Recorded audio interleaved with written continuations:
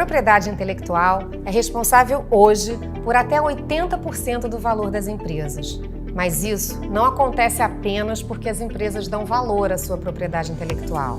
A propriedade intelectual vale muito porque a sociedade dá valor ao esforço de solucionar seus problemas e de lhe criar oportunidades. Nosso congresso desse ano vai reunir especialistas em propriedade intelectual, juristas, economistas do desenvolvimento e da inovação para nos guiarem nessa importante discussão. O pano de fundo escolhido não poderia ser melhor: as maravilhas da cidade do Rio de Janeiro. Para comemorar seus 60 anos de existência, a ABPI reunirá os participantes nos mirantes deslumbrantes do Pão de Açúcar, ícone turístico do Rio de Janeiro, aclamado por visitantes do mundo inteiro. Durante 3 dias, teremos a oportunidade de nos encontrarmos, fazer negócios e, sobretudo, de discutir e aprofundar nosso entendimento do papel da propriedade intelectual frente aos desafios brasileiros. Da consolidação do agronegócio ao desenvolvimento do turismo e de indústrias avançadas, da transformação digital e da transição energética ao estímulo ao empreendedorismo e à inclusão social.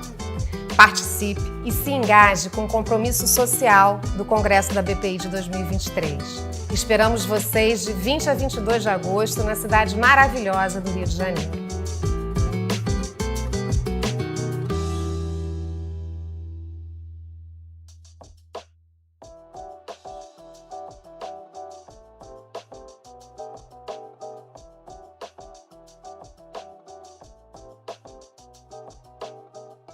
Boa tarde, é um prazer estar aqui com vocês. Eu sou a Tatiana Campelo, vice-presidente, segunda vice-presidente aqui da BPI, estou aqui também representando a LES, e junto com a ICC organizamos esse evento, esse webinar, que conta com a presença do Dr. Júlio César Moreira e também Dr. Bernardo Soares Teixeira, bem-vindo, que é o coordenador geral de contratos de tecnologia do NPI. Nós pensamos e organizamos esse webinar muito propício nesse momento tão importante que o NPI traz vários avanços, como a gente vai debater hoje nessa mesa redonda virtual com os especialistas. Eu rapidamente vou apresentar, então, os especialistas que estão aqui hoje conosco. Nós temos a doutora Paula Mena Barreto, a doutora Cândida Café, doutor José Mauro Machado, doutora Karina Miller e doutor Luiz Louzetti. Cada um deles, junto comigo, vamos estar aqui conversando, batendo um papo com as autoridades, com o NPI aqui aberto, obviamente, a ouvi-los, a responder também às suas perguntas. Então, não deixem de mandar as perguntas, de prestar aqui, caso tenham dúvidas. Estamos aqui abertos a responder as perguntas no final do debate. Eu tenho certeza que o evento de hoje vai ser muito esclarecedor nesse momento que o NPI guina e faz uma transformação extremamente relevante para todos nós que trabalhamos, que militamos e que representamos o interesse da sociedade brasileira no avanço da tecnologia. E, nesse sentido, eu gostaria de convidar o Dr. Júlio César a abrir aqui o nosso evento, contando um pouquinho da sua visão, do que tem sido feito o trabalho liderado por ele junto ao INPI. Dr. Júlio, por favor. Boa tarde a todas e a todos. Estou aqui mais como espectador, como aprendiz, do que como um profissional que vai falar sobre transferência de tecnologia. Vou deixar isso a cargo do Bernardo, que é o especialista do NPI da área, e vou mais acompanhar as discussões e aprender um pouco com vocês. De qualquer forma, eu posso afirmar que as mudanças que foram feitas dentro da área de contratos administrativos, ela vem dentro do espírito da simplificação dos processos e procedimentos do NPI. Simplificação não deve ser compreendido como análise abaixo, sem qualidade ou abaixo do nível de qualidade necessária para nós garantirmos a segurança jurídica e os negócios dentro do Brasil. Nós entendemos que a simplificação é necessária para a redução do custo do Brasil, é necessária para incentivar o uso da propriedade industrial pelos brasileiros e pelas empresas que estão interessadas em fazer investimentos no Brasil. A gente entende que o Brasil tem uma posição no mercado global em termos de propriedade industrial, como um país que tem algo a dizer, de acordo com a nossa realidade, de acordo com o nosso desenvolvimento, de acordo com as nossas características, e isso se faz necessário dentro desse processo todo pelo qual o INPI vem passando, um processo de fortalecimento, de agilidade de qualidade e eficiência no exame dos seus processos, sem perder o ponto principal, que é efetivamente garantir a segurança jurídica dos usuários. É nesse espírito que nós estamos participando aqui, esperamos efetivamente ter essa discussão aqui de altíssimo nível, voltada com esse aspecto, para que a gente consiga também, além da área de contratos, estender esse processo de simplificação, esse entendimento melhor da propriedade intelectual, esse melhor uso da propriedade intelectual para as outras áreas do NPI. Boa tarde a todos, e eu vou continuar acompanhando aqui para dar um pouco do meu entendimento e aprender um pouco com vocês também sobre isso. Um abraço, estamos aqui juntos. Muito obrigada, doutor Júlio, obrigada pelo prestígio e pela importância e pelo significado da sua presença e apoio na área de contratos e nesse evento e em todas as ações que têm sido feitas. Eu vou passar a palavra agora para o doutor Lui, que gostaria de fazer, então, a primeira pergunta. Obrigado, Tatiana. Boa tarde a todos, obrigado pela presença de vocês, obrigado, presidente Júlio, pela participação e ao Bernardo também. Bom, a minha primeira pergunta ela é muito, enfim, talvez um pouco mais ampla para a gente começar aqui esse nosso debate. Enfim, então, com as mudanças aí que estão sendo implementadas pelo NPI desde 2019, né, como, por exemplo, redução do backlog de patente, redução do prazo de exame de concessão de patente, marcas, desenhos industriais, e agora com as mudanças trazidas pelas portarias 26 e 27 na parte de contratos, percebemos aí uma mudança de postura do NPI no sentido de simplificar e reduzir a burocracia na averbação de contratos. E aí, com isso, o NPI ele persegue, portanto, esse objetivo de ser mais eficiente com qualidade e se consolidar entre os principais institutos do mundo. Então, Bernardo, você poderia, por favor, comentar em mais detalhes essas mudanças trazidas pelas portarias 26 e 27 e as mudanças eventuais, ou em consequência dessas portarias, as mudanças na área de contratos do NPI, por favor? Claro. Antes de mais nada, boa tarde a todos. Eu queria agradecer aqui a BPI, a LES e a ICC pela oportunidade e aos presentes pelo interesse no tema. A gente está aqui para conversar sobre exatamente essas mudanças das portarias 26 e 27, mas para mim também aqui é uma chance de eu me apresentar. Eu assumi a coordenação geral de contratos de tecnologia aqui do NPI faz menos de 2 meses, e eu não sei se todos os presentes já tiveram a oportunidade de acompanhar o meu trabalho, de estar em outros eventos em que eu participei. Então, eu gostaria de reafirmar aqui o meu compromisso de ouvir as necessidades das partes que transacionam tecnologia no Brasil e implementar modernizações necessárias para que a gente tenha um mercado de tecnologia mais dinâmico e mais atrativo no Brasil.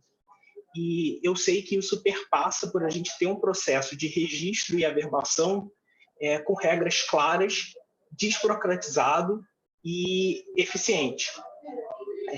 Então, eu vou aproveitar esse gancho para falar, enumerar aqui as mudanças que foram trazidas pelas portarias 26 e 27. Basicamente, a gente tem 8 mudanças, sendo 6 delas de caráter formal e 2 delas de caráter técnico. Então, começando pelas formais. A gente tem a remoção da obrigatoriedade de notarização, apostila, consularização em documentos assinados digitalmente no exterior. A segunda mudança formal é a aceitação de documentos assinados digitalmente sem a chave CP Brasil. A terceira é a remoção da obrigatoriedade de assinatura de 2 testemunhas nos contratos assinados no Brasil. A quarta, a remoção da obrigatoriedade do envio do contrato ao estatuto social. A quinta é a remoção da obrigatoriedade de rúbricas em todas as páginas do contrato. E a sexta e última alteração formal é a remoção da obrigatoriedade de apresentação da ficha cadastro. Então, todas essas alterações formais elas vão exatamente em encontro desse posicionamento do NPI que você citou, Luiz, que é realmente de desburocratizar o processo, facilitar o processo. Então, uma delas, citando essa última, do fim da obrigatoriedade da apresentação da ficha cadastro, ela nasceu de uma visão da área de que as informações que estão hoje presentes na ficha cadastro, elas já estavam na Receita Federal. Então, não teria motivo por que a gente pedi-las novamente, isso acabaria acarretando mais tempo e mais custo das nossas requerentes. Então, a gente vendo essa necessidade, fez um acordo com a Receita Federal de a gente poder capturar essas informações no banco de dados da Receita Federal. Então, só apontando aí um dos exemplos de como essas mudanças da portaria 26 e 27 estão indo em contra essa nova postura do NPI de desburocratizar os processos. E continuando nas alterações da portaria 26 e 27, a gente tem também duas alterações técnicas. A primeira delas é que as portarias estabelecem um aceite de licenciamento de tecnologia não patenteado. Esse registro vai ser feito na categoria hoje de fornecimento de tecnologia, uma categoria já existente, que vai agora embarcar mais esse licenciamento de tecnologia não patenteado. E a segunda delas é que a gente, através da portaria, estabeleceu que o valor declarado dos contratos que envolvem apenas pedidos de marca passarão a constar dos seus respectivos certificados. Então, a partir de agora, mesmo que o contrato de marcas tenha apenas pedidos, ele vai poder ter o valor ali negociado das partes no certificado, diferente do que era feito anteriormente, que ele constava como nihil. E também, só para finalizar, eu gostaria aqui de fazer 2 agradecimentos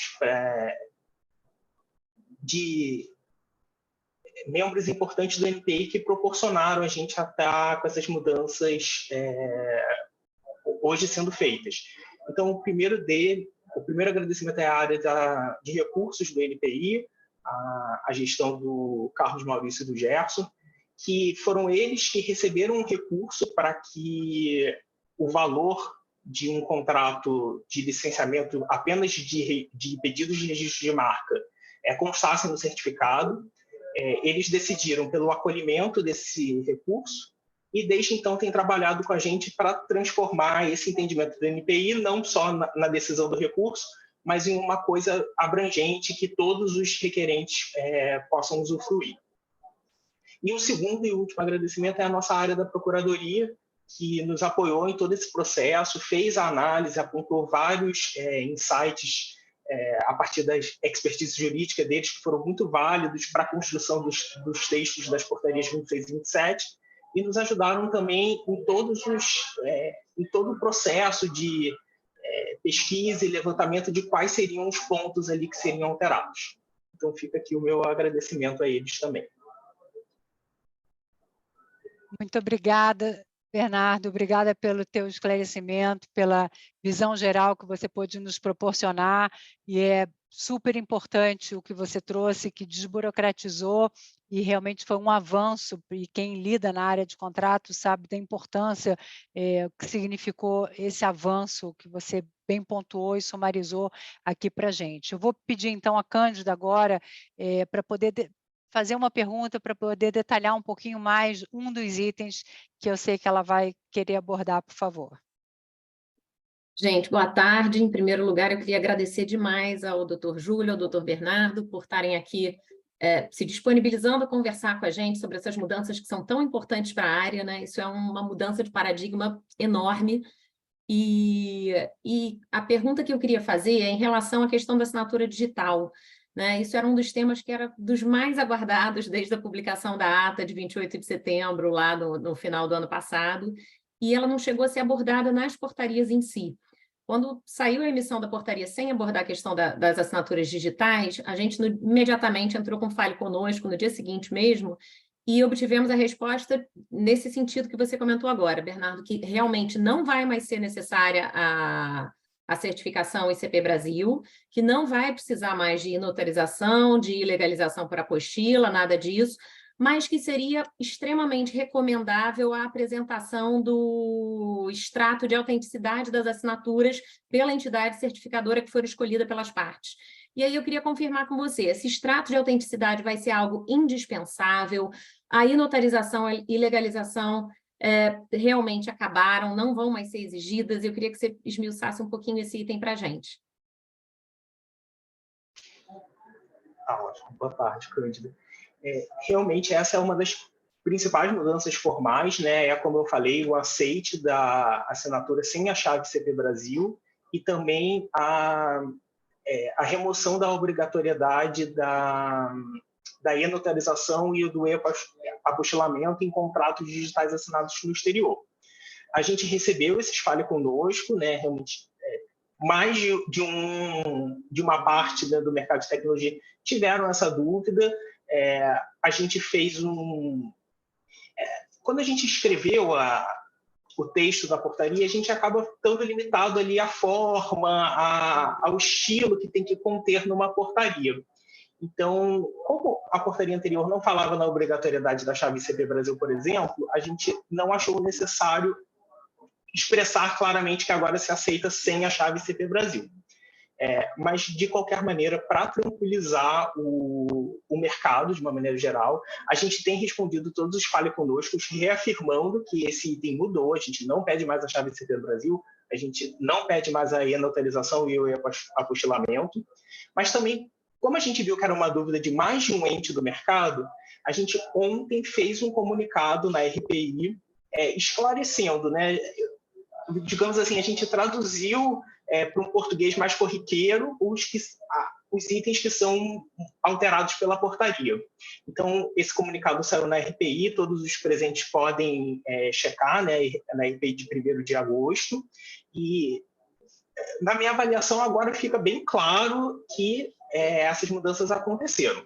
Caso ainda reste alguma dúvida, a gente sempre está aberto a responder no Fale Conosco e esclarecer qualquer dúvida adjacente que tenha.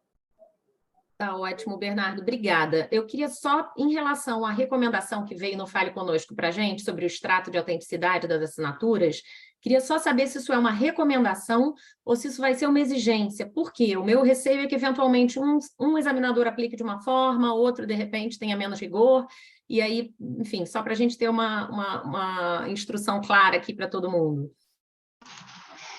A princípio, a nossa interpretação é que as assinaturas eletrônicas elas têm que ser válidas, validadas de alguma forma. Não existe mais o monopólio, digamos assim, da chave ICP Brasil. Mas para os outros tipos de validação, a gente realmente está pedindo esse extrato de autenticidade para que a gente possa conferir que aquela assinatura é realmente válida. Então, fica a recomendação, sim, que venha com o extrato de autenticidade. Tá ótimo, obrigada. Obrigado a você.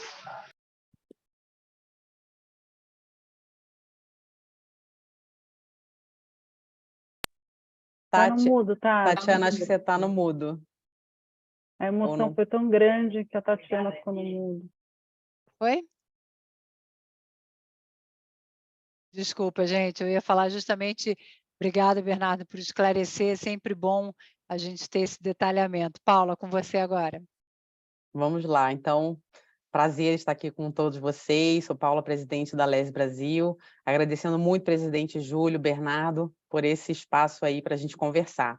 E aí, o meu ponto aqui é com relação ao licenciamento de tecnologia, né? Porque aqui, acho que todo mundo que milita na área, trabalha com contratos, tinha um ponto uma questão muito forte, que era o INPI não aceitava realmente a licença temporária, né, de know-how e conhecimentos técnicos, e apenas o fornecimento, a transferência da tecnologia. E aí, como você já até explicitou aqui para a gente, isso já não vai ser mais um problema, né? O INPI vai aceitar a licença temporária de tecnologia, e até seguindo, na verdade, a legislação, porque, na verdade, não há nenhuma proibição, né, pela lei. Então, eu acho que isso foi um grande avanço. Por quê? Porque, às vezes, os contratos realmente eram negados justamente por conta dessa questão do licenciamento ou não temporário. Até apesar de, na prática, a gente saber que em alguns casos, né, não seria viável um licenciamento, mas são as partes, né, é uma autonomia das partes em resolver ou não o prazo ou a utilização ou não da tecnologia após o prazo do contrato. E aí a minha questão, até, Bernardo, você citou que isso vai estar dentro da categoria de FT. E aí as minhas perguntas são um pouquinho mais práticas, porque, por exemplo, às vezes o contrato tem o nome de fornecimento de tecnologia, né, transferência de tecnologia, e, eventualmente, no contrato tem apenas uma limitação. Ele não vai ter o nome licença de tecnologia. E aí eu queria entender se vocês vão analisar, isso vai estar indicado, por exemplo, no certificado, que é uma licença ou não, ou vai estar tudo na categoria de fornecimento de tecnologia e apenas o INPI está aceitando e não vai entrar mais assim, nessa diferenciação do que é licença, do que é fornecimento de tecnologia, tudo vai ser categoria fornecimento de tecnologia. Eu não sei se vocês ainda têm o aspecto prático, como é que vai ser apresentado isso perante as partes e perante o público. Paula, obrigado pela pergunta. Realmente, alguns aspectos práticos, né, como a resolução, as portarias são bem recentes, a gente ainda está maturando algumas ideias. Eu tenho certeza que a gente vai ter que passar um período ali vendo o caso a caso, até para a gente consolidar melhor as nossas opiniões. Mas, a princípio, a gente teve uma discussão prévia, né, foi até uma discussão que eu levei ao Júlio, de... dado que a gente iria aceitar o licenciamento de tecnologia, como que a gente iria fazer essa verbação. E aí eu apresentei essas duas possibilidades. Ou a gente abrir uma nova categoria que fosse eventualmente intitulada licenciamento de know-how ou algo parecido, ou da gente incorporar ela ao fornecimento de tecnologia. Eu acho que um dos grandes pontos que corroborou para a gente escolher averbar, registrar, no caso, os dois tipos de contratos na mesma categoria é exatamente porque no mercado existem modelos híbridos, né? Existe a negociação entre as partes, ela coloca ali, às vezes, alguma limitação, aquilo ser permanente, mas não necessariamente está dando um marco temporal agora para ele limitar. Então, a gente achou que separar em duas categorias diferentes traria uma série de questões que talvez não fossem acrescentar e fossem burocratizar e dificultar o processo de registro. Então, o que vai existir hoje a partir das portarias? Esses dois tipos de negociação, eles são averbáveis na mesma categoria. Então, independente de ser permanente ou temporário, a averbação vai acontecer na categoria fornecimento de tecnologia. E a gente vai descrever no campo objeto dessa categoria exatamente o que foi negociado entre as partes. Então, por exemplo, se tiver uma cláusula dizendo que o uso da tecnologia é cessado a partir de determinada data, a gente vai expressar isso no certificado. Então, o NPI não vai fazer um julgamento de se aquilo é permanente ou temporário, ele vai se limitar realmente a colocar ali no certificado o que é a vontade das partes. O certificado ele deve expressar o máximo possível o que as partes combinaram naquele contrato, exatamente para quem não tiver acesso ao contrato original, só o nosso certificado ou o extrato do certificado possa entender rapidamente o que foi negociado entre as partes. Ótimo, Bernardo, obrigada.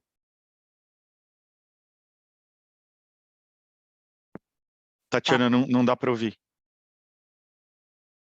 Desculpa, estão ouvindo? Agora sim. Agora sim. Só lembrando todo mundo, quem tiver dúvida, mande aqui no nosso chat, no final a gente vai responder. Zé Mauro, com você, por favor. Vamos lá. Boa tarde, presidente Júlio, Bernardo, aí os colegas, todo mundo que está acompanhando. Estou vendo que a gente está com uma audiência grande e acompanhando aqui os comentários, a gente vê como essas alterações são bem-vindas, são positivas, desburocratizam, vão tornar o processo todo mais rápido e esperamos que o Brasil ganhe competitividade, a gente consiga atrair mais investimentos. Acho que esse é a expectativa de todo mundo. Bernardo, eu queria te perguntar em relação a pedidos de registro. Historicamente, o INPI não aceitava pagamentos relativos a pedidos de registro de marca e de patente. No final do ano passado, houve aquela reunião da diretoria colegiada que deixou muito clara a possibilidade que haja o pagamento de licenciamento de pedidos de marca. Em relação a patentes, houve lá uma indicação de que a decisão seria tomada posteriormente, seriam feitas análises posteriores. Então, eu queria te ouvir um pouco em relação a isso. Qual é a posição do INPI hoje em relação ao licenciamento de pedidos de marca? E queria saber se já existe alguma definição em relação a pedidos de patente. Obrigado, Bernardo. Obrigado a você, José Mauro. As mudanças que a gente tem hoje na portaria 26 e 27 são referentes aos pedidos de marca. Então, está autorizado, está definido como nosso procedimento, apenas que o valor será colocado naqueles contratos que contêm apenas pedidos de marca. Não existe a mesma prerrogativa para os pedidos de patente.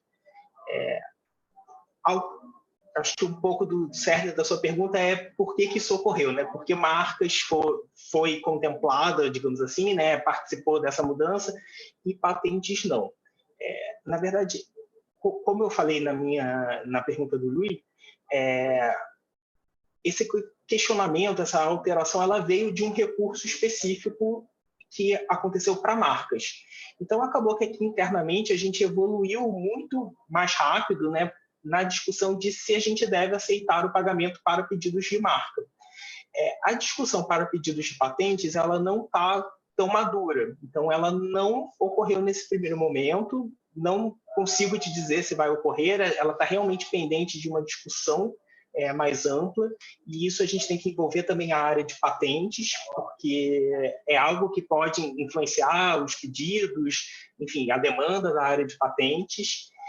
O que eu posso te passar, que foi até um questionamento da nossa própria procuradoria, quando ela fez uma pergunta similar de por que marcas estaria tendo essa exceção e patentes não, é que os direitos de marcas e patentes, eles são diferentes, eles têm características diferentes. Então, o pedido de patente, ele tem a retroatividade dele. Então, de alguma maneira, os negociantes de pedidos de patentes, eles não estão descobertos do pagamento, eles vão poder fazer o pagamento assim que a carta patente for emitida. Esse não era o caso de marca, e eu estou vendo aqui que o Júlio já quer complementar. Mas, enfim, é só para dizer que direitos diferentes acabaram fazendo com que a gente tomasse decisões diferentes e as discussões evoluíssem em cronogramas diferentes. Eu vou passar a palavra para o Júlio. Obrigado, Bernardo. Só para dar uma ajudinha aí para o Bernardo, que eu acho que é importante, não é desconhecimento de ninguém de que a gente tem uma discussão muito forte no Brasil sobre extensão de prazos de patentes. A competição entre a indústria nacional, a indústria brasileira e a indústria estrangeira no país, é uma competição saudável, mas a gente quer manter esse processo na área de patente tão justo quanto possível dentro dessa reestruturação do INPI, pela qual nós estamos ainda passando. Como o direito retroage, a gente tem que analisar com calma, tá certo? A real necessidade de colocar um pedido de patente dentro desse escopo na área de contratos. Então, a gente tem que avaliar porque esse, de alguma forma, pode ser compreendido ou utilizado de forma inadequada, independente dos atores, e eu não estou rotulando ninguém, mas no momento da disputa ali, o fato de ter um pedido de patente, ele pode ser interpretado de forma indevida, principalmente se a gente levar isso para um foro judicial, para discussão jurídica, onde o amadurecimento da questão ainda não está suficientemente clara em todos os recantos do Brasil. Então, a gente vê ações que são inadequadas e a gente entende que a utilização, neste momento, da questão de pedidos de patente também no registro pode ser um elemento complicador. Nós vamos analisar com calma, estamos estudando dentro do INPI como proceder com isso. É um assunto mais sensível, mas não significa nem que sim, nem que não. Que nós vamos avaliar no momento correto, vamos nos posicionar e abrir para discussão com vocês. Excelente. Eu acho que estamos todos aqui à disposição para colaborar com qualquer ponto que, enfim, contribuir de alguma maneira com a discussão. Estamos à disposição. Estão me ouvindo? Então tá. Bom, esse é um ponto sensível que a gente sabe, né? Próximo item, Karina, com você. Obrigada, Tatiana. Boa tarde a todos. Antes de mais nada, eu queria dizer que a gente tem um grito entalado aqui na garganta de alegria, de felicidade, porque esse avanço ele não é um avanço pequeno, é um avanço importantíssimo para o Brasil e parece até que a gente vai fazer uma festa para comemorar, viu, Júlio e Bernardo? O INPI será muito bem-vindo nessa festa, porque não foi um avanço que aconteceu do dia para a noite, foi um avanço de décadas. as pessoas que estão nessa tela todas foram envolvidas, e não só essas pessoas, muitas outras também, inclusive eu estou vendo aqui na lista de participantes, e a gente nunca pode deixar de mencionar a nossa querida Juliana Viegas, que já se aposentou, não quer mais saber de transferência de tecnologia, mas ela sempre nos ajudou, inclusive até o final. E NPI, parabéns, a gente coloca o Brasil em outro patamar, a gente tira a síndrome da transferência de tecnologia que a gente tem, não só nas nossas negociações privadas, né? Cada um aqui, advogados e advogadas dessa tela, sabe o que é ter que justificar para o seu cliente, sobretudo para fora do Brasil, o que eram esses entendimentos que não tinham respaldo jurídico, né, brasileiro. E também em congressos, a gente tinha sempre a versão Brasil da transferência de tecnologia. Então, como a gente deixou há alguns anos a síndrome do protocolo de Madrid, que a gente demorou muito para adotar, mas finalmente adotamos, também vamos deixar para trás um capítulo de muita burocracia que talvez foi necessário há 50 anos, mas hoje em dia realmente há muito tempo já não se sustentava. E esse trabalho, ele só foi possível graças ao INPI e avanços que a gente vem notando, sobretudo nos últimos 6 anos. Eu não poderia deixar de mencionar o Pimentel, né, que trabalhou exaustivamente na IN70, a Cândida sabe muito bem disso, e todos os outros aqui presentes, e também, mais recentemente, o Cláudio Furtado. Tivemos um apoio importantíssimo, Tatiana também esteve presente em muitas discussões de todos aqui. Felipe Augusto, Leopoldo Coutinho foram pessoas que abraçaram muito essa ideia, entenderam a importância da gente modificar tudo isso, porque o que queremos todos aqui é o bem do Brasil, colocar o Brasil onde ele deve estar, que é um hub de transferência de tecnologia, de inovação e de tudo mais. E agradecer muito ao Júlio por ter aceitado tudo aquilo que está aceitado, enfim, colocado como norma junto com o Bernardo, com a CGTEC, tudo aquilo que foi definido na ata do final do ano, que teve aí um período em que a gente não soube o que ia acontecer. Júlio e Bernardo, vocês já entraram para a história, tenho certeza disso, porque não é pequeno e a minha vontade de fato é gritar aqui, mas um dia a gente vai fazer isso junto. Mas, enfim, a gente, não só essas questões, Bernardo, que você trouxe, e que são coisas que, nossa, vai liberar geral aqui, realmente a coisa vai fluir muito melhor, mas a gente sempre pensa em tudo aquilo que a gente gostaria que eliminasse a burocracia. E uma das questões nos contratos em que eu submeti para averbação, eu tenho um certificado vigente, mas eu preciso prorrogar o prazo, porque as partes decidiram que elas querem continuar naquela relação. Muitas vezes está chegando ao final, né, a data de expiração do certificado de averbação, e não foi possível celebrar o aditivo, porque, gente, isso depende de muita negociação, vai e vem, etc., aquelas coisas que todos aqui sabem. E o que a gente costuma fazer é pedir na data limite, antes de expirar, obviamente, a gente apresenta uma minuta ou apresenta uma carta, um pedido para seguir, né, dizendo que a gente vai postergar esse certificado, mas que vai ser apresentado em breve, assim que possível, o aditivo efetivamente assinado, formalizado, e o INPI faz uma exigência, e aí a gente ou vai estendendo o prazo para cumprimento da exigência, ou a gente apresenta, né, no prazo regular, o aditivo finalmente assinado. Muitas vezes, esse aditivo, obviamente, se já tinha expirado o contrato e o aditivo foi assinado posteriormente, a data de assinatura do aditivo ela é diferente da data de eficácia e vigência dele. Porque as partes podem definir perfeitamente numa cláusula que um aditivo tem retroatividade, né? Então, o que acontece?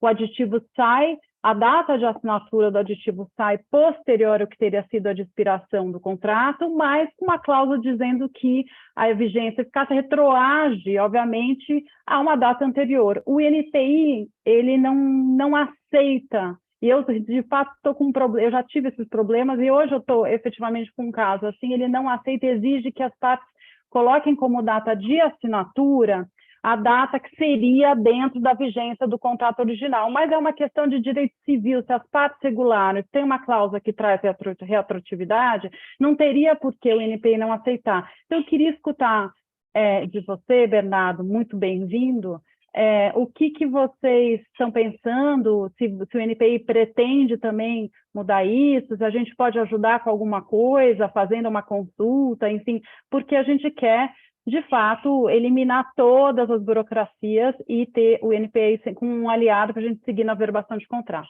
Obrigada. Obrigado, Karina.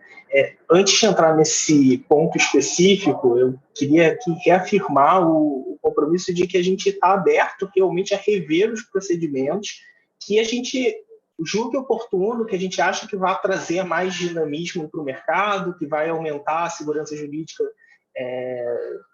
dos nossos requerentes e que vai diminuir a burocracia do processo.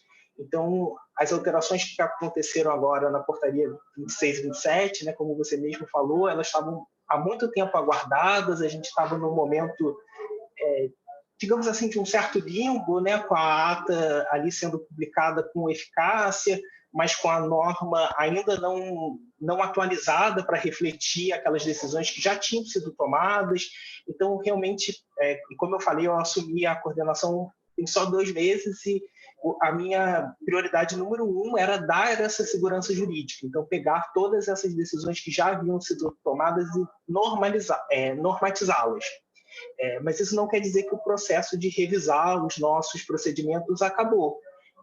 Você trouxe aqui um procedimento que eu até vi aqui alguns comentários no bate-papo, no bate-papo, sim, apoiando. Então, assim, eu vejo que é um ponto sensível, é um ponto que a gente pode estudar, mas que, de novo, como ele não fez parte da ata, ele não entrou nesse processo de discussão das portarias 26 e 27, eu, nesse momento, não tenho uma resposta. Continua valendo o que foi repetido na portaria, de que é preciso que o aditivo seja assinado dentro da vigência contratual para que a gente possa averbá-lo. Mas, de novo, a negativa agora, o fato de que a 26 e a 27 não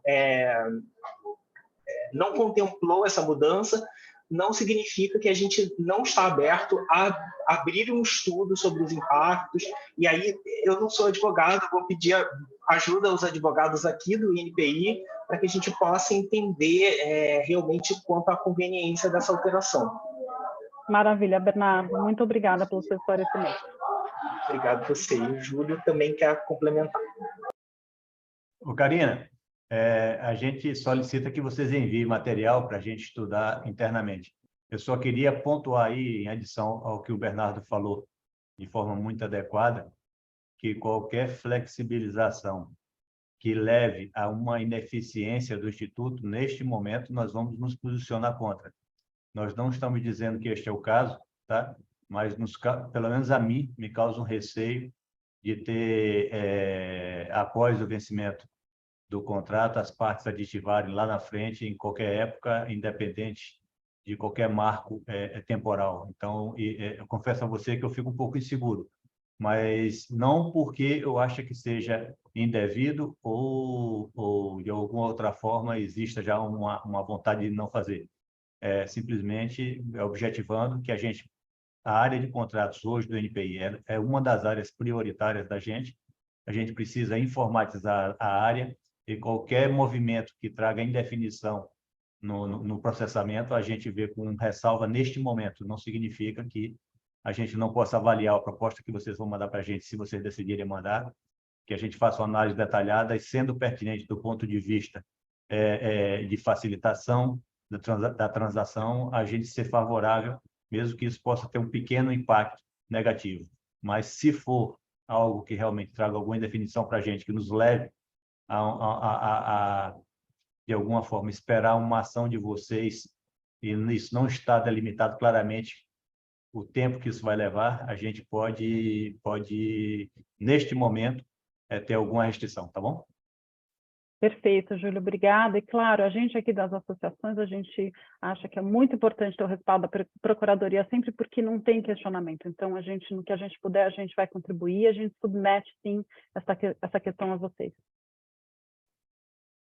Excelente, eu acho que ter essa possibilidade, né, de abertura, de contribuição e conversa, isso é um ponto fundamental, E a gente, mais uma vez, agradece aqui. Nós estamos com algumas perguntas, eu vou, então, passar para as perguntas dos nossos participantes, porque, né, afinal de contas, eles também precisam ser ouvidos e as perguntas precisam ser esclarecidas. A Sandra Volasco mandou a primeira pergunta, porém, para os documentos assinados fisicamente no exterior, fica mantida a necessidade de notarização, consularização ou apostilamento, correto? Bernardo, então, a pergunta da Sandra. Correto. A alteração é somente para os documentos assinados digitalmente no exterior.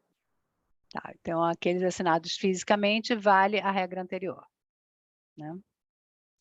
Depois o Luiz Fernando mandou a seguinte pergunta: a partir de agora, vai ser aceitável licenciar tecnologia não patenteável que já havia sido transferida anteriormente? Por exemplo, 10 anos atrás havia um contrato de fornecimento da tecnologia X, mediante pagamento Y. É possível agora licenciar a mesma tecnologia X mediante pagamento Z, por exemplo? Bom, eu não ficou muito claro se seria para a mesma empresa. Para as mesmas partes, para as mesmas partes. Bom, então, entendimento... Pelo que eu entendi, só para tentar ajudar aqui, pelo que eu entendi aqui da pergunta dele, tá? E aí, Luiz Fernando, se eu não estiver traduzindo corretamente a tua pergunta, por favor, me avisa aqui. Mas a gente tinha um contrato que tinha um fornecimento de tecnologia. Agora que vai ser possível o licenciamento, então, esse contrato ele converteria em licença, ou seja, já acabou aquele prazo de 10 anos, a gente celebraria um novo contrato entre as mesmas partes, seria agora um contrato de licenciamento de tecnologia e haveria, então, uma nova remuneração. Eu entendo, se o contrato ele já está findo, né, já chegou no seu final, essa tecnologia já foi transferida. Se ele foi averbado anteriormente, e anteriormente valia a regra de que somente é averbável transferências definitivas, isso significa que ele era uma transferência definitiva, 10 anos atrás. Então, se já encerrou o período de transferência, é porque essa tecnologia já foi transferida de maneira definitiva. Então, a princípio, aqui, né, observando, é claro, só estou aqui mediante uma hipótese, a gente tem que ver o caso a caso. Mas, a princípio, eu não entenderia que esse mesmo objeto, entre as mesmas partes, agora seria suscetível a um licenciamento, exatamente porque essa tecnologia já foi transferida de maneira definitiva. Mas, de novo, a gente pode analisar no caso a caso o que ocorreu. Para os processos que ainda estão em curso, né, digamos assim, há 2 anos atrás fizeram um contrato de 5 anos para transferência de tecnologia. E agora que as partes quiserem alterar de definitivo para temporário, ele estando em curso, me parece mais viável ter essa alteração de definitivo para licenciamento. Mas, de novo, estou aqui conjecturando sobre um caso hipotético. Os casos, como a gente, né, a regra mudou, e isso é natural, as regras têm que mudar até para se adaptarem aos novos tempos, mas ela vai gerar esse período que a gente vai ter que se debruçar melhor no caso a caso para ver se ele está fazendo sentido. Eu acho que o Alberto leu aqui o meu pensamento, que ele fez a pergunta que eu ia te fazer em seguida. Alberto Ferreira, em complemento à mesma pergunta do Luiz Fernando, havendo justificativa de possíveis evoluções tecnológicas, seria possível, nesse caso, que essa parcela atualizada seja objeto de licença? Que seriam os melhoramentos, ou seja, a gente teve o fornecimento nessa hipótese foi absorvido, mas a gente teve agora um desdobramento de um melhoramento, né, que seria uma parte nova daquela tecnologia que foi transferida. Só antes de eu responder, o Júlio já está... Júlio quer falar. Eu quero fazer a pergunta para você. Qual seria a necessidade de fazer isto entre as mesmas partes, uma vez se a transferência de tecnologia pelo padrão antigo já havia sido transferida de forma definitiva, e se é um melhoramento, por que continuar com esse contrato? Eu estou entendendo errado, seria um novo contrato. Não, na verdade, seria um novo contrato entre as partes, porque ele justificaria justamente porque é uma nova tecnologia, como se fosse uma complementação daquela tecnologia antiga, uma tecnologia nova, é um melhoramento, é algo que ele foi necessário, foi atualizado, foi complementado. Então, ele justamente precisaria dessa justificativa. E lembrando, né, que a gente tinha um padrão no Brasil que era um padrão atípico com o resto do mundo, né? A gente tinha uma limitação no Brasil que nos barrava ali naquele prazo contratual dos 5+5.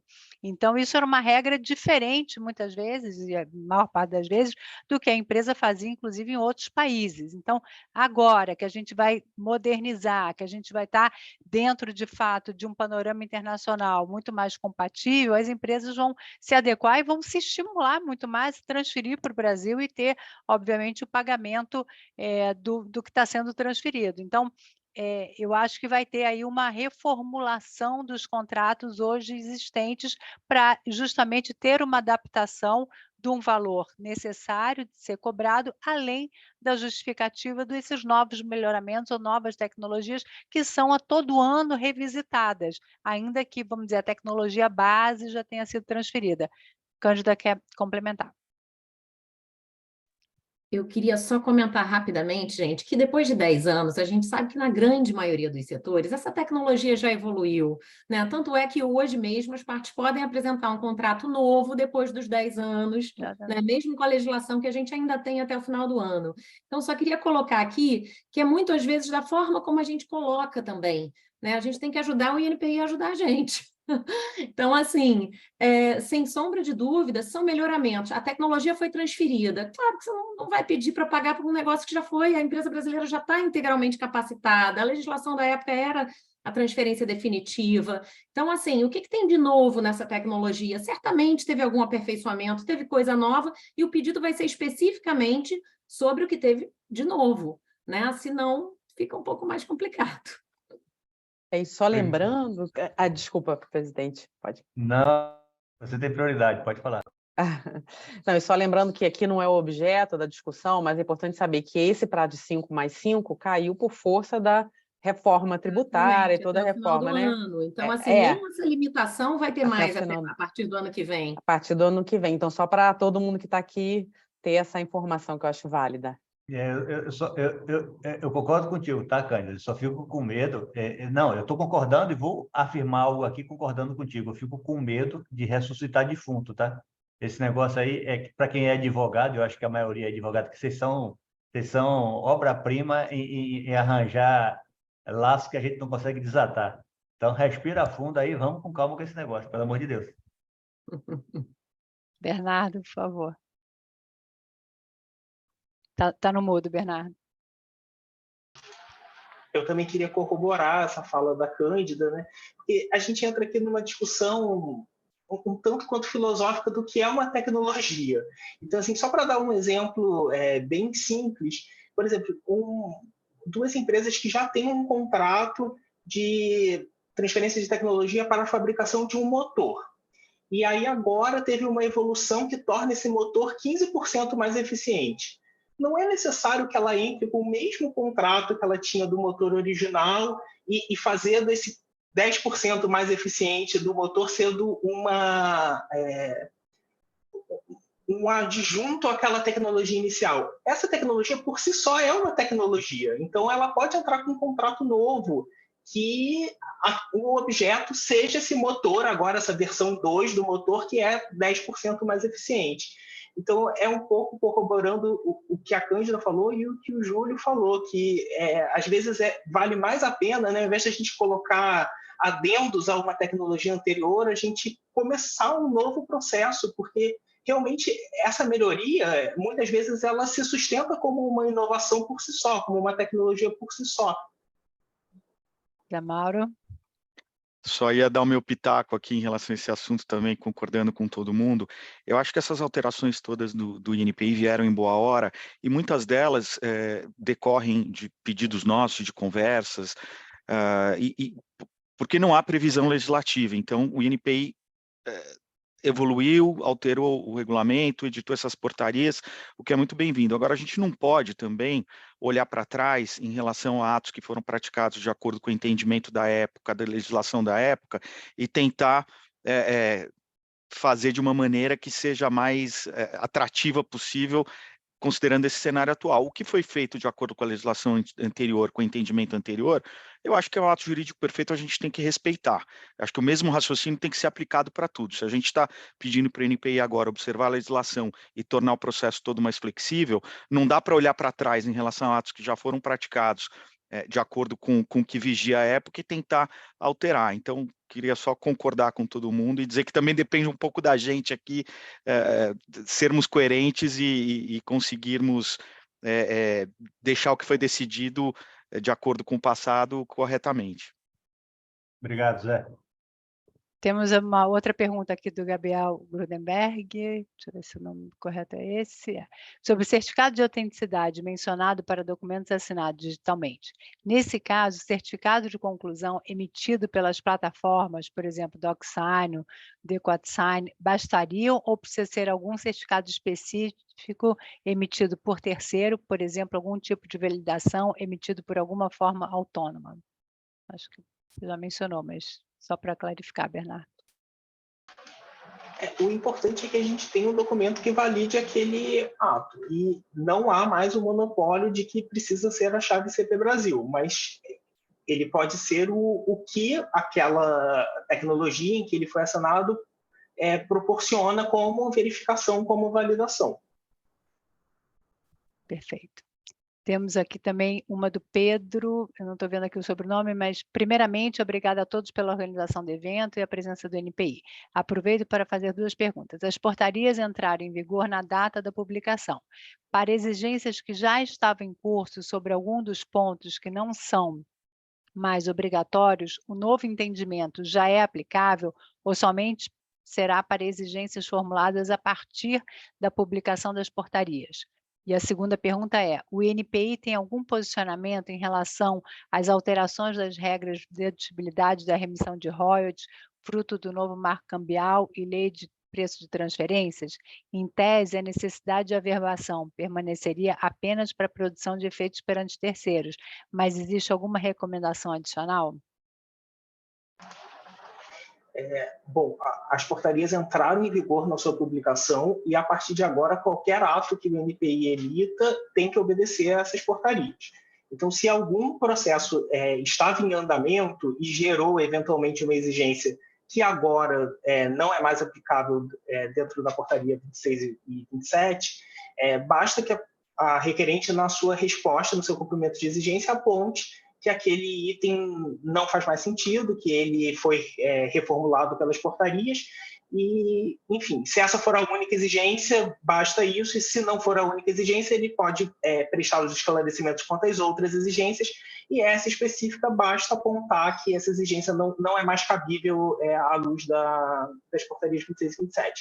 Nós mesmos já estamos fazendo isso, a gente recebe algumas petições, algumas pessoas ainda não estão informadas das portarias 26 e 27, e aí, às vezes, até pedem a prorrogação de alguma exigência que não faz mais sentido à luz da portaria 26 e 27, e a gente mesmo já libera nas próximas cartas dessa exigência específica. Então, só resumindo aqui, que eu acho que eu acabei complicando um pouco, todas as resoluções que estão na 26 e 27, elas valem a partir da sua publicação. Se você já sofreu alguma exigência que agora caiu com a 26 e 27, você pode entregar seu cumprimento de exigência apontando isso, que vai ser apreciado, e o NPI vai aplicar nela o que está nas portarias 26 e 27. E a segunda parte, desculpa, eu acabei Claro, deixa eu reformular, eu acabei lendo as duas juntas. A segunda é se o NPI já teria algum posicionamento com relação às alterações da regra de dedutibilidade e remessa de royalties em relação ao novo marco cambial e preço de transferência, porque, em tese, a necessidade de averbação permaneceria apenas para a produção de provas, de efeitos perante terceiros, mas existe alguma recomendação adicional? O NPI acompanha essas alterações normativas que influenciam tanto o Banco Central no assunto de remessas quanto a Receita Federal na questão da dedutibilidade. A gente, claro que eu vou fazer aqui, acho que um pouco propaganda da nossa área, né? Acho que o certificado ele tem uma função maior do que simplesmente permitir essa dedutibilidade e essa remessa. Ele é realmente um instrumento de segurança jurídica. ele deixa bem claro que aquele contrato existiu naquela época, que ele foi apresentado para o NPI, que ele consta da nossa base de dados, que os termos negociados foram aqueles, que aquele objeto é uma transferência de tecnologia. Então, existe uma série de seguranças jurídicas que fazem a gente, nesse papel de se autopropagandear, sugerir que as averbações e os registros continuem sendo pedidos ao INPI. Ok, excelente. Ô, Tati, se eu puder só fazer, não quero falar da dedutíbilidade, nada disso, da questão anterior, se o NPI vai ou não. Eu entendo o receio, porque quantas vezes a gente ia e voltava mais, né? Acho que hoje, com esse evento, a coisa fica muito clara. Chegou o momento da gente seguir desburocratizado, sem medo de ser feliz, gente, até porque a gente precisa fazer isso para testar tudo dentro do INPI, e se tiver alguma coisa que eventualmente venha descompassada, não porque o INPI não vai adotar, mas porque por alguma outra questão, até para a gente poder conversar com o NPI, ajustar se for possível, mas eu acho que vamos nos liberar, porque acho que a hora é agora. Eu queria só falar rapidamente que a gente vai ter no Congresso da PPI um painel em que o Bernardo vai estar com a gente também, vai estar comigo, conversando sobre isso e falando exatamente sobre esse papel do INPI nesse novo cenário, né? Depois da implementação, depois do início de vigência das normas de preço de transferência, né? Como é que vai ser para utilizar o INPI como aliado aí exatamente para a segurança jurídica perante a Receita Federal, que ainda não está, né, super a par desse tipo de contrato, até porque historicamente, nunca se preocupou com esse tipo de contrato de transferência de tecnologia. Então, a gente vai ter um evento específico, um painel específico no Congresso da BPI, com o Bernardo falando sobre esse novo paradigma aí na área de contratos. Excelente. Bom, gente, eu acho que as associações, como sempre, estão aqui dispostas a colaborar, a preparar material, preparar estudos comparados, enfim, da maneira possível colaborar com o NPI e com os usuários, né, com todas as pessoas que estão aqui nos ouvindo, mas principalmente com os usuários e com o próprio NPI, da maneira que for possível, para a gente poder ter sempre um país, como a Karina falou, progressista. A gente comemora todos nós aqui que estão participando dessa live, e especialmente aqueles que estavam aqui na linha de frente, na batalha, né? Todo mundo sabe as pessoas que são. A gente comemora muito esse momento, realmente é um momento aqui histórico, a gente fica profundamente feliz, a gente agradece imensamente o INPI, na pessoa do Dr. Júlio, do Dr. Bernardo, pela disponibilidade, pela seriedade, pela comprometimento com o tema, com a disponibilidade de estar aqui conversando com a gente, explicando, ouvindo e realmente tentando fazer cada vez mais com que o NPI, que o Brasil avance. Eu acho que nós todos, como parte, né, de pessoas e representantes da sociedade de uma forma geral, nós temos que colaborar e fazer com que isso ande para frente, para que a gente possa atrair investimento para o Brasil, para que a gente possa fazer com que a indústria brasileira avance e a gente possa ter um INPI e uma sociedade, no fim do dia, mais avançado, com mais tecnologia e um Brasil com uma fomentação maior em inovação. Então, acho que esse é o nosso papel enquanto agentes, né, enquanto profissionais da área, e tudo que tiver ao nosso alcance a gente vai fazer para contribuir dessa forma. Então, eu agradeço imensamente a todo mundo que ajudou a colocar esse evento de pé, as associações, a BPI, LES Brasil e a ICC, e principalmente ao INPI e ao Dr. Júlio César, Dr. Bernardo e aos meus companheiros aqui, também especialistas de mesa redonda. Muito obrigada a participação de todo mundo. Deixo a palavra final aqui ao Dr. Júlio e ao Dr. Bernardo para fazerem comentários finais, se eles quiserem. Bernardo, fala aí. Bom, da minha parte, eu só gostaria de agradecer novamente o convite, a oportunidade de estar aqui apresentando as mudanças da Portaria 26 e 27, e de uma maneira mais ampla também estar apresentando essa nova gestão aqui da coordenação de contratos de tecnologia do NPI. Obrigado. Bernardo, o que era bom você falar, que eu achei super interessante para esse final, é que talvez volte aí um canal, né, com o INPI, e eu acho que é super legal, acho que essa parte assim, é bem importante para todos que estão aqui. Com certeza. Aumentar a comunicação com os nossos requerentes é um um valor fundamental dessa nova gestão, tanto do NPI como um todo, quanto da área de contratos de transferência de tecnologia. A gente está sempre aberto através do Fale Conosco, e eu acho que o Júlio vai poder falar melhor do que eu. A gente também está com um programa piloto para aumentar essa proximidade, que o canal de comunicação ele possa acontecer uma via de mão dupla, né? Não só os requerentes solicitando informações, mas também o contrário. Eu acho que o Júlio vai poder tocar melhor, já que essa não é uma iniciativa só do CGTEC, é uma iniciativa do NPI como um todo.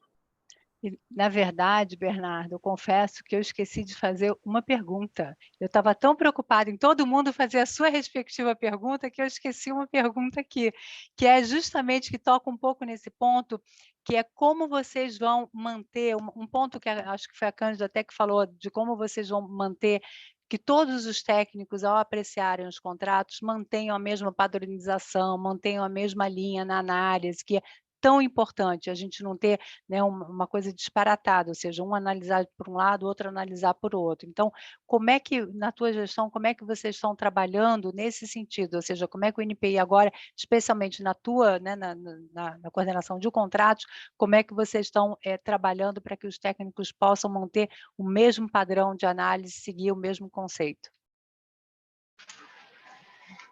Essa é uma questão muito importante, não só para a área do CGTEC, mas para o NPI como um todo. O NPI está estabelecendo um programa de gestão da qualidade muito forte, e o CGTEC está participando desse programa. Então, esse programa visa exatamente garantir essa uniformidade, porque a qualidade é exatamente isso, a gente ter uma resposta rápida, eficiente e uniforme para todos os requerentes, né, através do tempo. Então, a gente tem esse programa de qualidade, estamos implementando várias ações para eles acontecerem. A gente, no caso específico da portaria 2627, está promovendo vários treinamentos, várias palestras aqui internamente, para ter certeza de que todos os pesquisadores eles estão uniformizados no entendimento de como aplicar essas mudanças. Para os coordenadores das áreas também que fazem as revisões, que eles fiquem atentos para essas mudanças, não deixe passar nenhuma discrepância. E esse assunto da uniformização das decisões é com certeza uma prioridade da nossa gestão. Obrigada. E só complementando, que eu acho que é exatamente esse gancho que você fez, que fez você lembrar da sua pergunta, uma ferramenta que a gente conta demais nesse processo de uniformidade é ouvir o feedback de vocês. Então, a nossa área, como a gente falou, está sempre aberto, a gente tem um Fale Conosco, que tem recebido críticas positivas quanto à rapidez da nossa resposta. Então, a gente incentiva todo mundo a usar essa ferramenta, caso haja tem a impressão, enfim, que alguma decisão foi discrepante com algum outro contrato, que nos indique isso, pode colocar no Fale Conosco qual eu já ouvi o feedback que às vezes a pessoa ela fica com um pouco de medo de citar um outro processo, com medo que a gente vá reformar o outro ao invés do que está sendo em análise, e não é necessário ter esse medo. Façam um Fale Conosco, expliquem, eu estou com um processo tal, eu acho que ele foi decidido de maneira diferente do outro processo, e a gente vai dar uma resposta. Pode ser uma resposta indicando por que eles foram decididos de maneira diferente, ou até indicando que realmente houve um erro, houve um equívoco, e se for assim, a gente vai consertar o equívoco e vai trabalhar para essa uniformidade. Perfeito, obrigada. Só complementando, Tati, eu acho que nessa linha que o Bernardo falou aí, nós estamos procurando fazer agora dentro do NPI, dentro da nossa ferramenta de comunicação unificada, abrir a possibilidade de que vocês conversem com o técnico em tempo real sobre um determinado pedido que esteja depositado no NPI, seja contrato, seja patente, seja marca, seja DI, qualquer ativo que nós tenhamos aqui dentro dos nossos clientes, que a gente tenha uma atenção diferenciada quando isso for necessário. Ou seja, permitir que vocês possam solicitar um agendamento com o usuário, com o examinador, para que a gente entenda melhor aquilo que vocês estão colocando no papel, que a gente sabe que o papel, às vezes, nos leva a conclusões equivocadas. Então, a gente ouvir vocês e, ao mesmo tempo, permitir também quando o examinador entender necessário, que ele possa entrar em contato com vocês, solicitar uma reunião que ficará gravada e aditada aos autos, para que a gente tenha um esclarecimento melhor e evite fazer exigências que às vezes demorem por demais. Então, a ideia é realmente simplificar, agilizar e melhorar a qualidade do serviço prestado pelo Instituto. Nós estamos ainda no piloto, mas vamos avançar sim para implementar isso para todos os examinadores, para a gente ter mais flexibilidade e mais celeridade nas decisões com maior qualidade. Agradeço a vocês aí pela oportunidade, realmente, muito legal estar com vocês, estamos abertos, a gente está sempre aberto para vocês e para qualquer outro usuário do sistema de patentes no Brasil ou de fora que queira nos contactar. Você sabe muito bem que nós temos limitações de receber para palestrar e discutir. Usualmente, nós temos que fazer o meio através das associações, por isso que nós estamos aqui com 3 associações importantes conversando sobre esses assuntos, porque é uma das formas de nós levarmos esclarecimento e ouvirmos as queixas que vocês têm quanto ao nosso trabalho. Eu acho que isso é fundamental. O fato de sermos únicos não significa que nós estamos isentos de críticas e de processos de melhoria. É isso que a gente espera de vocês, um trabalho de parceria, colaborativo e que agregue valor do serviço que o NPI está prestando para a sociedade brasileira. Obrigado a vocês aí pela oportunidade e até o próximo evento, né? Muito obrigado, nós que agradecemos.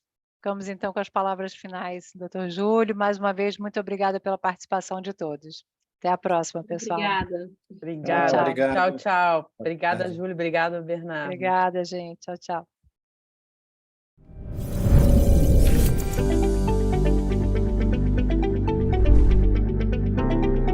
A propriedade intelectual é responsável hoje por até 80% do valor das empresas. Mas isso não acontece apenas porque as empresas dão valor à sua propriedade intelectual. A propriedade intelectual vale muito porque a sociedade dá valor ao esforço de solucionar seus problemas e de lhe criar oportunidades. Nosso congresso desse ano vai reunir especialistas em propriedade intelectual, juristas, economistas do desenvolvimento e da inovação para nos guiarem nessa importante discussão. O pano de fundo escolhido não poderia ser melhor: as maravilhas da cidade do Rio de Janeiro. Para comemorar seus 60 anos de existência, a ABPI reunirá os participantes nos mirantes deslumbrantes do Pão de Açúcar, ícone turístico do Rio de Janeiro, aclamado por visitantes do mundo inteiro. Durante 3 dias, teremos a oportunidade de nos encontrarmos, fazer negócios e, sobretudo, de discutir e aprofundar nosso entendimento do papel da propriedade intelectual frente aos desafios brasileiros. Da consolidação do agronegócio ao desenvolvimento do turismo e de indústrias avançadas, da transformação digital e da transição energética ao estímulo ao empreendedorismo e à inclusão social. Participe e se engaje com o compromisso social do Congresso da BPI de 2023. Esperamos vocês de 20 a 22 de agosto na cidade maravilhosa do Rio de Janeiro.